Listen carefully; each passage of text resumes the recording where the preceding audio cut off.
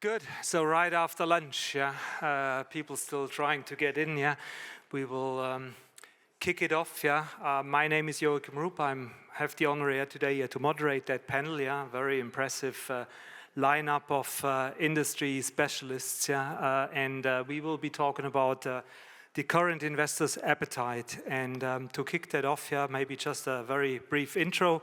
I will start here. I'm a senior advisor with Apricum. I had the honor of working in different parts of the value chain, so I'm not an investor specialist or I'm not a manufacturing specialist, but I had the chance here to have a look at along the entire value chain, and very interesting today to listen to all the presentations. So let's start off here with a quick introduction of everybody and then move into the exciting topic of investments. Good afternoon, everyone. My name is Pablo.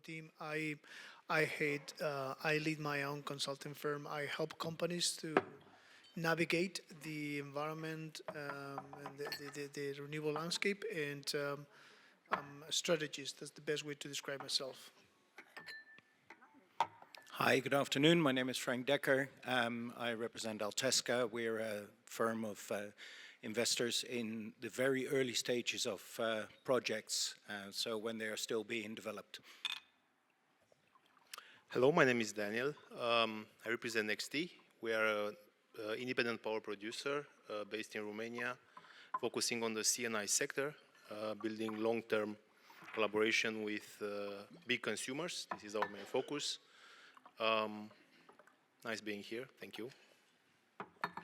Hi, good afternoon. My name is 𝐒𝐮𝐷𝒂𝒏𝒆𝒍. I'm representing Nofar Energy, which is a renewable energy developer with presence in Europe.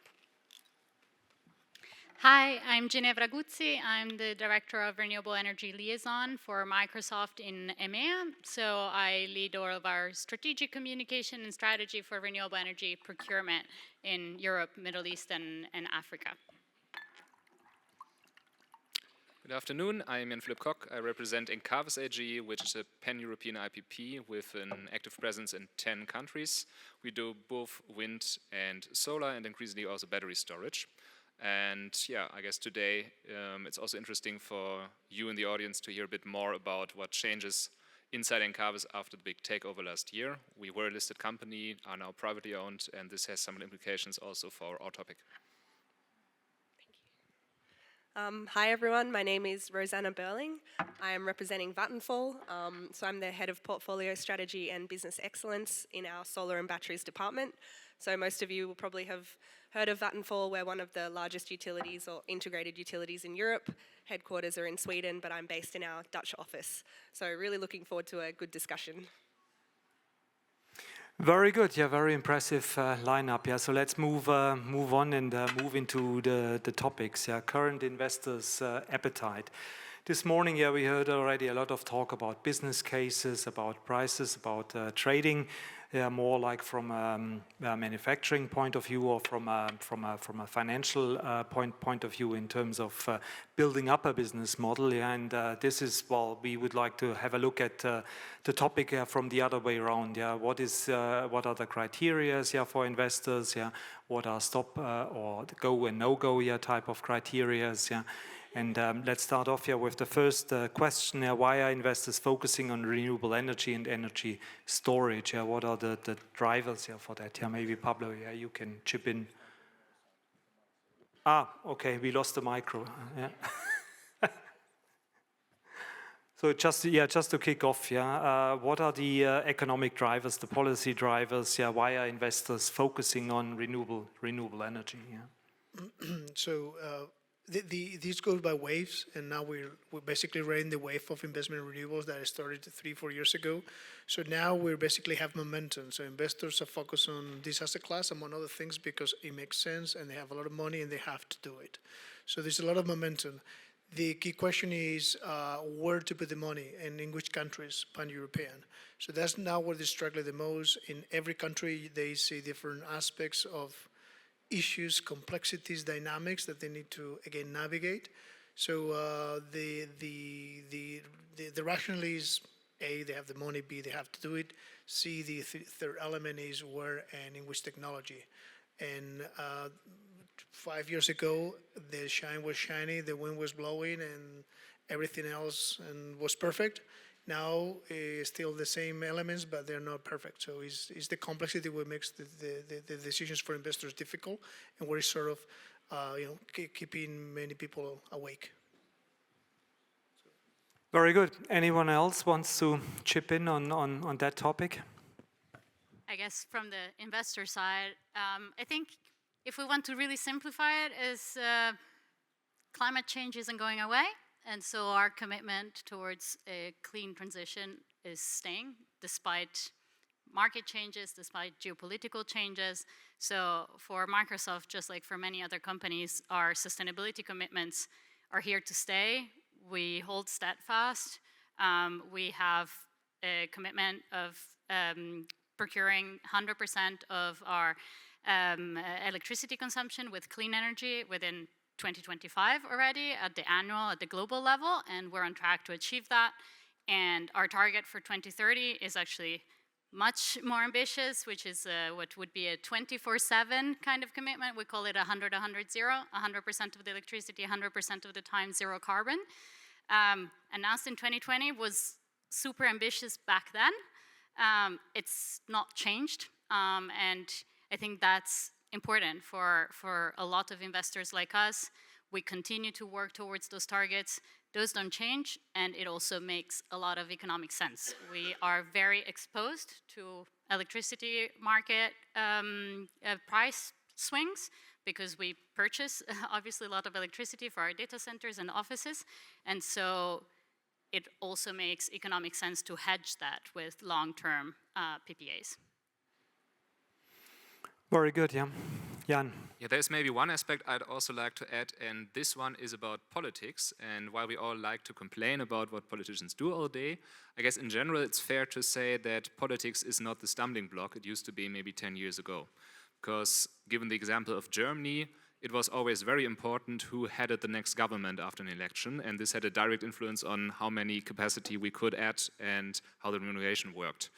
And I guess this time it's a good example how different the world is nowadays, because there was a lot of talk in the election campaign about which sources we wanted to use, also about whether we should limit current build-out and so on. And now, after probably getting a government formed of a conservative and a social democratic party, both maybe not too interested in the issue of climate change, nothing much changes actually, because I guess most politicians are convinced that the overall direction of going green within the next 15 to 20 years is the right direction. And that's, I guess, something that is also represented by the still high appetite of investors to go into that direction. Very good, yeah. So, well, I mean, maybe moving on, yeah, and getting into the topic a little bit more deeper. What are the regional market differences and the investment hotspots at the moment? I think that could be something very important, yeah, for the audience to understand, yeah. Which country or which region, or what do you think? Yeah. Yeah, I mean, I can give my overall perspective, being that of Vattenfall. So, in terms of investor climate and attractiveness, we focus a lot on Germany. So I completely agree with what you were saying. I think, yeah, you'd be surprised, but compared to a lot of countries in the world, relatively speaking, Germany's political system is quite stable. I think the targets are definitely there around renewables. So I believe it's, yeah, over 200 gigawatts of solar and 50 gigawatts of storage to be built quite soon within Germany. So the ambition is definitely there. And then I think in terms of national frameworks, so we've got the EEG, for example, subsidy scheme in Germany for renewables projects. Yeah, this is also really in the right direction. I think there's nuances around grid topics and grid congestion and grid connection, but overall the framework is there. And so I think we are trending in the right direction. And Germany is Europe's largest power market. So from an investor perspective, it does make sense, although of course there are still some challenges that need to be navigated. Yeah, so I guess, yeah, that would be talking about the mature markets, yeah, but how about the markets, yeah, which are maybe a little bit less mature, yeah? Can anyone comment on those? Yeah, I mean, this is where typically things get a little bit more exciting, yeah? I think that Romania is not quite a mature market, but it's a very attractive market for the investors. We started at Nofar our activity 3 years ago with, high expectation. We are still struggling with legislation and educating the market, but we still consider a very attractive market. While we are comparing the capex for our projects in, in Central Europe with Southeastern project, we consider, the IRRs are quite differently and more attractive. So Romania, it's quite a new entry market, but we have great expectation, and we believe that it's going to progress a lot. Very good, yeah. If I may just stay a bit on the Romanian topic. I think overall, also what you said in the beginning, the first question, I would like just to say that from an investment perspective, I think we should all think about the fact that we need to have strong industry in Europe. Having strong industry requires stable energy prices, predictable prices, and obviously as low as possible prices. We focus on big industrials and we invest for them. This is what we do. We give them 25 years PPAs on site, directly connected, managing all the complexity for them, because we think it is important they can plan for their future production capacities. Romania, on the other hand, is doing everything what has been happening, I think, in Germany, but much faster. Being a much smaller market, you see, we have seen the first negative prices 2 years ago, and nobody could think about this. We didn't have on the energy market, we didn't have the the minus represented, so it was quite a shock. And now everyone talks about storage and about trading and about the route to market and how I can hedge my production. So the investors in Romania are very busy. They have to stay on the wave, like to all try to estimate what's going to happen, because it's very fast, but in the same time it's also very rewarding. As a new market, as a newer market to the ball game, we still have lots to do. Our energy prices are higher than in Germany. Today, we need to build more interconnectors. It's a lot of work that we are focusing on right now. But I think it's a market that promises and that it will eventually join the more advanced markets in Europe. Thank you. I think, Joachim, you asked where the hotspots are. And if you look at Europe, the whole of Europe is a hotspot, but for different reasons. Some countries, Romania perhaps, are still emerging, and there's a lot of opportunities, perhaps not as much grid connection. Other countries like Germany are very well established, way easier to get money into those countries and to get bank loans. We've heard in one of the previous conversations to try and get a bank loan for a battery system in Finland was nigh on impossible.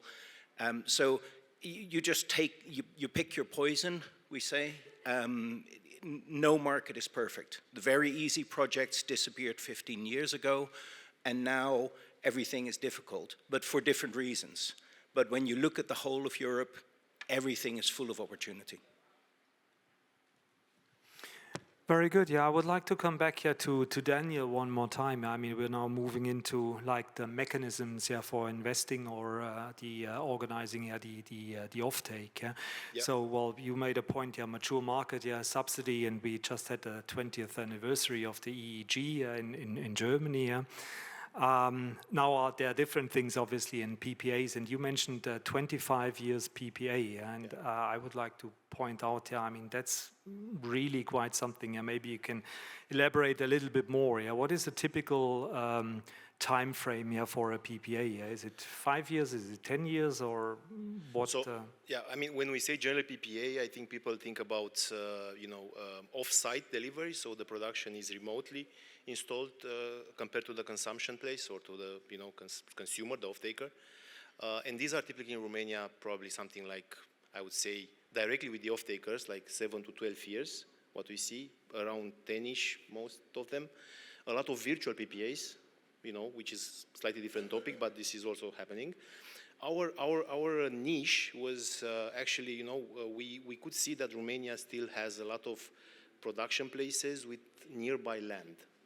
you know, lots of rooftops unused and all of that. So we went straight to the biggest consumers we could find. We developed close to them and we connected them to the power plant directly. Initially, everyone loved us. They said, "Oh, such a great idea. You know, you are basically offloading the grid as well," and so on and so forth. It was a new product, so whatever is new in any market, people are a bit reluctant always. We were the crazy ones who signed the 25 years contract.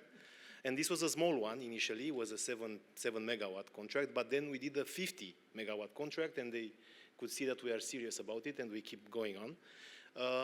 So the perspective from the off-taker is, you know, if I can hedge at least 30–40% of my energy at a fixed price for long term, I can already plan better. I can already plan better for my energy acquisition moving forward. I have a portion which I know is fixed. I can have a strategy, and this is what we are offering, combined with off-site PPAs that we are engaging with our partners as well, like Nofar and others. We combine and we basically end up to providing a consumer to up to 70% of his needs, giving him the on-site, very price-rewarding long-term contract, a mid-term contract, which is the off-site, and then we help them procure the rest from the market. We do all kinds of trading, hedging strategies, using his assets and so on. So we have this holistic approach because we think we need to have production in Europe. Our factories, our consumers, they need to rely on us as an industry, you know, that we provide them with what they need, and they in exchange provide us with, you know, safe revenues, bankability for our projects, and it's a great partnership if we do it well. Very good, thank you very much. How about well, I mean, other mechanisms? Yeah, you touched a little bit on the spot market. Yeah, any other opinions on the mix? Yeah, between PPA, spot market, merchant trading, and wholesale trading, yeah, etc. Yeah, maybe I can share a bit of our journey so far, because I guess we were one of the first companies who were able to structure a corporate PPA with Amazon in 2018 already. And afterwards, we thought we had the magic formula. So 10 years PPA, pairs produced, deal done. And that worked a couple of times, especially with the likes of Amazon, like Microsoft, Google, and so on. But of course, we found out a couple of other facts. So first, not all companies are equal, and not all companies need the same type of product. That, of course, sounds a bit banal, but it's very important to understand, and also then to understand the repercussions on your business.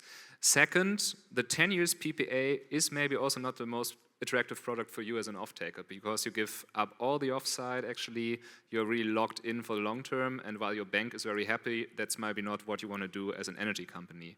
And third, if you don't really plan well, you have a lot of cliff risk in your portfolio, because we already have one from the expiry of our EEG parks. So at the end of 28, 29, there is a couple, or there is quite a bunch actually of parks to be restructured in terms of offtake. And the same effect is replicated by very large volume PPAs. So given these three factors, we thought we have to do something differently. And first we try to understand with which companies we would like to work independently of the financing structure. So what are really interesting customers, also with a potential to charge them attractive prices in exchange for solving their individual problems. Second, what could that mean in terms of financing? And it actually turned out that the 20 years project financing is maybe not always the best solution. You rather have to think in portfolios and also have to think about shorter tenors. It's more about cash flow lending than against the classic project financing. And third, we also had to add more competencies to our own team, because when I look at our origination department 3 or 4 years ago, it was basically some people with a telephone. There was no technology involved, so we couldn't really analyze the consumption of our customers. We couldn't really understand what they needed, whether we could add in third-party volumes.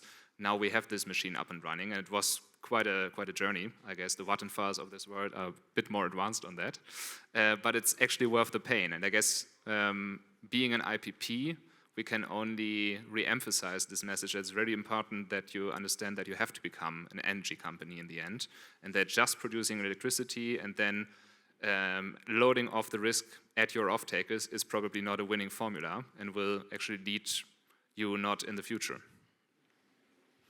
Very interesting points. Yeah, thank you very much. Yeah, for the sake of time, yeah, I mean we will really be trying to keep it on time. Yeah. And move on, and also, well, get the audience, get a Q&A going for the last 10 minutes. Yeah, so I would like to move on. Yeah, we talked now about the mechanisms. We talked a little bit about the different markets and the hotspots. Yeah, but let's talk about investment challenges and the mitigation strategies. Yeah, so what are the barriers? Yeah, for financing? Yeah, how is the capital? How is the access to capital currently? Yeah, Andrea. At least for the Romanian market, it's quite difficult because we are speaking about a new market that is not educated in terms of securing the energy consumption and energy price. So we are having, issues with the off-takers to secure the price of energy, and from this perspective, we have, it's impacting also the bankability of our project. So at Nofar level, we managed to secure the financing either based on investment funds, equity level, or through financing through commercial banks and IFC. Currently on the Romanian market, we believe that we can secure the portfolio, the developers can secure financing easily, if the projects are secure with PPAs or CFD. I will mention previously we spoke about what are the structures in terms of selling the energy. In Romania last year has been launched the CFD auction first time. So we think that the Romanian market is developing. As I mentioned, also another option in terms of financing the project in Romania, it's based off investment fund at equity level. We see more and more investment funds joining Romanian market to finance the renewables project. Good. Any? Sure, yeah, I can add the big utility perspective to an extent.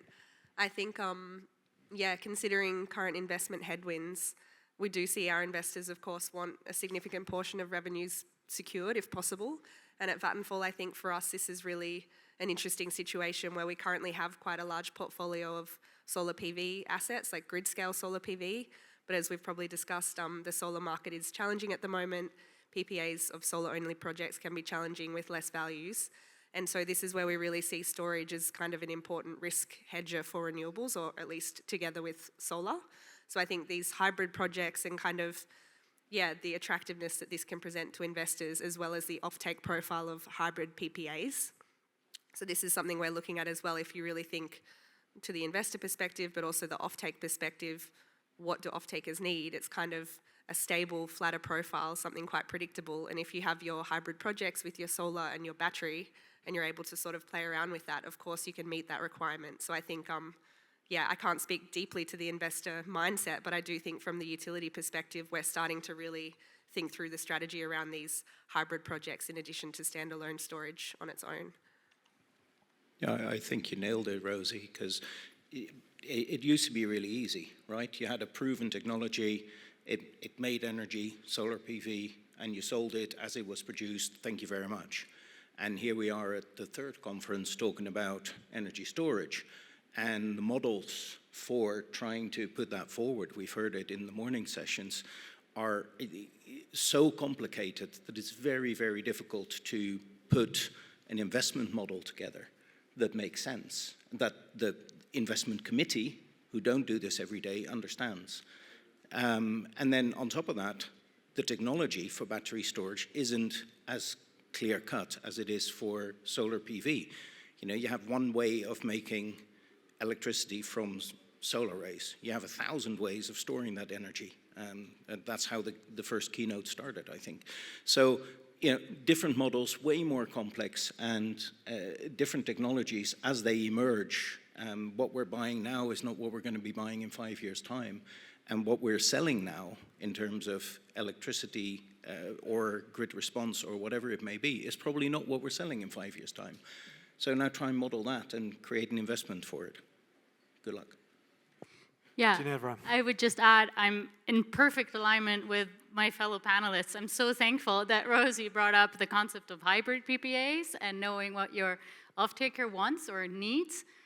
Going back to our commitment of basically 24/7, that means our vanilla pays-as-produced solar PPA starts to not look as attractive anymore, even when we look at our portfolio. And of course, depending on how you slice it, you can make it work. But now a wind asset might be a lot more attractive, even if it is more expensive, because it fits nicely into the pockets that are left uncovered. And so I think it's wonderful to see that from the other side, there is also already this thinking of, okay, how do we present a profile that's a lot more attractive?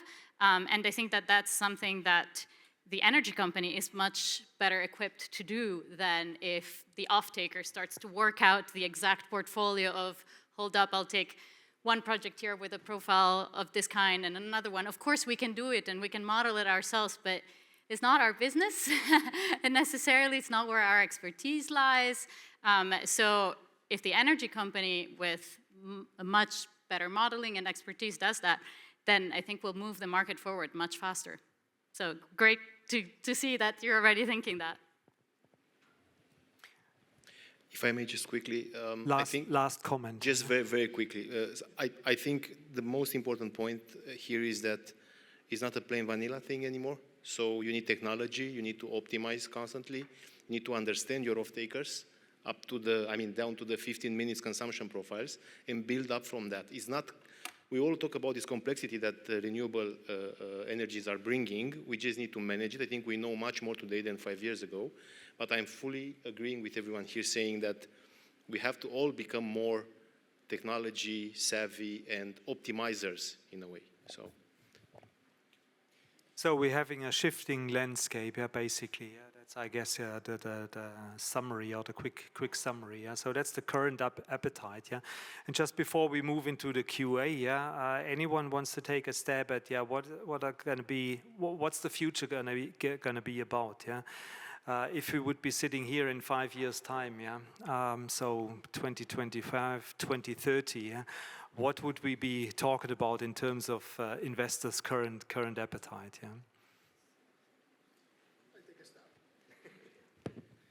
So there are about 20 billion looking for assets out there. And it's not going to be solar. Let's face it. Hopefully there will be a lot of wind because it makes more sense, and it's going to be a lot of storage. So in 5 years' time, the investment community will know the word optimizer. I heard you talk to the investors, they hear the word optimizer and they don't really know what it is. Will be a shift in the landscape the same way that we saw in 2012, 2014, 2015, where we moved from wind to solar, or in the end of the first decade of this cycle. So the third conference will be the 8th. And in the 8th will be a lot of more investors, and they will be talking about batteries, and we're talking about how we make money for every electron. Right now, the electrons are all the same. In 5 years' time, it will not be all the same. It will be produced when it's produced, and it will be sold when it's sold. We make most money. And the same investors that are now used to plain vanilla, solar PV, I throw my panels out there, and I just wait for the sun to collect the revenue. They're going to be used to, I put technology and I make money out of the technology. There would be a good thing on that is the good developers, the good optimizers, the good investors will make a lot more money. The bad ones will get out of business quick because on the plain vanilla technology, you make more or less money, but you will never get bankrupt unless you're really useless. With the battery, if you do well, you make money. If you do bad, you lose a lot of money. Because that technology by itself doesn't do anything, right? A storage container without the software, without the technology, is a black box in the sense that it has nothing in it. So we'll see a much more sophisticated industry, which is good. It has become too easy in many ways, and the good developers will survive, the good investors will make a lot of money, and the community thrive, as it has done always. So that's my 2 cents. Good. Maybe one last comment from the panel, and then we're moving into the Q&A, and quite keen to get questions on the very interesting topics we discussed. I was just going to add that the maybe not so hidden puzzle piece here is all of the transmission and distribution network that's behind all of this infrastructure, from the generation to the consumption side of things. And that is where we all, regardless of where we sit on the supply chain or on the consumption, we all need to work on, because if we don't have a strengthened, resilient grid, there's no energy flow. So I think we will see a lot more work in that direction of all the players in the energy industry needing to work in creative ways to develop and strengthen further the T&D side of things. Good, very good. Yeah, with that, yeah, we've got about 10 minutes to go. Yeah, over to the audience. Yeah, anyone's got any questions? Yeah, to the fantastic lineup of panelists. Yeah, we've got here. Yeah, representing the entire value chain. Yeah. Just come over here. Hello, this is Christian Voduk. Yeah, we saw the big announcement in January, I believe, in Abu Dhabi about this 1 gigawatt baseload capable installation of solar with battery. Is this kind of showcase, we shown 1 gigawatt completely baseload capable, and obviously lots of storage, a role model also for European case, or is it something just to show first the pure force and possibilities rather than a good solution, and it should be more diversified in our region? I think the idea is to go there, you know. Hybridization of the project, it's needed. The consumer, you know, you cannot provide energy only from the PV or only for the wind. You need to provide baseload. So the idea is to go through the hybrid project, if we are discussing about PV plus storage, or maybe to add also wind and to create, you know, a virtual power plant that can help you to release this type of baseload. Yeah, I think to add to that and what Daniel said earlier, the winning systems understand what they're trying to do. And if Abu Dhabi wants to showcase that you can do a gigawatt's worth of baseload with solar and wind, and they need that, then great. But everything that everybody around the panel has said is, it needs to match the demand. Now, the demand itself will change. It will get bigger and it will be more responsive. So that makes it even more interesting. But what we do as project developers, as investors, as creators of this energy, needs to match with what is required out there. Otherwise, it will be a failed investment. And I just want to say, if you put in context, 1 gigawatt hour is 250 megawatt nominal 4 hours. We're going to see that many times over in the next years. I mean, that is... It was really 1 gigawatt constant power, actually, what they gigawatt, promise. Or 1 gigawatt, well, let's put that is 8 times, well, 4 times. That would be 4 gigawatt hours. That is nothing what we need in the storage. That's absolutely... It's a bit crazy, that's why I wanted to see a bit your opinion. No, if you put in context any country in which we operate here, we're going to see 40, 30, 50 gigawatt hours in the next 5 years easily, because just moving the load that we have at the peaks for solar, it needs much more. And we're going to do whether we like it or not, because otherwise we're going to get all bankrupt and the system is going to collapse. And neither of two options are good outcomes. So we're going to see a lot more very soon. And we'll see now 1 gigawatt here, we're going to be beat up by another gigawatt there. It's going to see a lot more coming off constantly. So it's a nice headline, but 20 billion chasing assets. It's a lot of gigawatts coming. Good. Anyone else? Questions?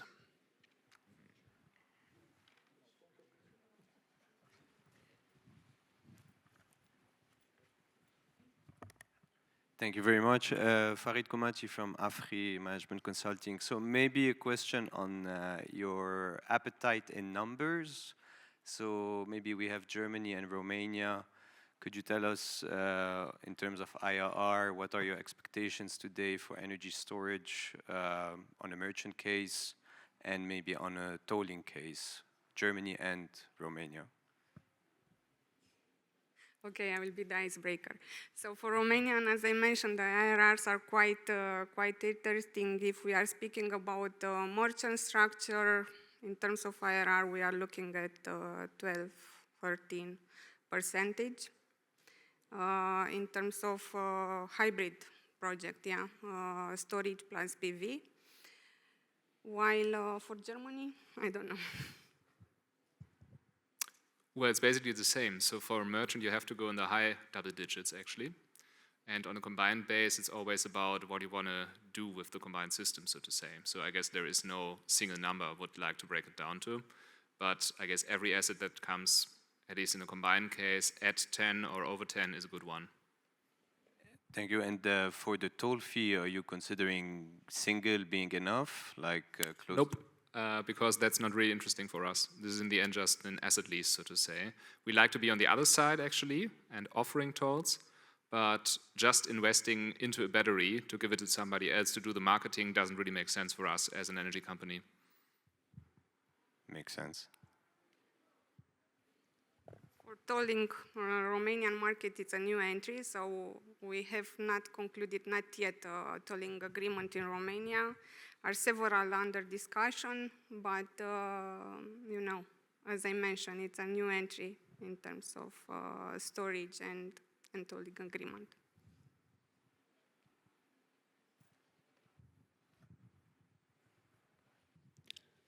All right, if there are no more questions, yeah, maybe just a last couple of sentences. Yeah, I think we discussed about the drivers here for the investment. Yeah, starting off. Yeah.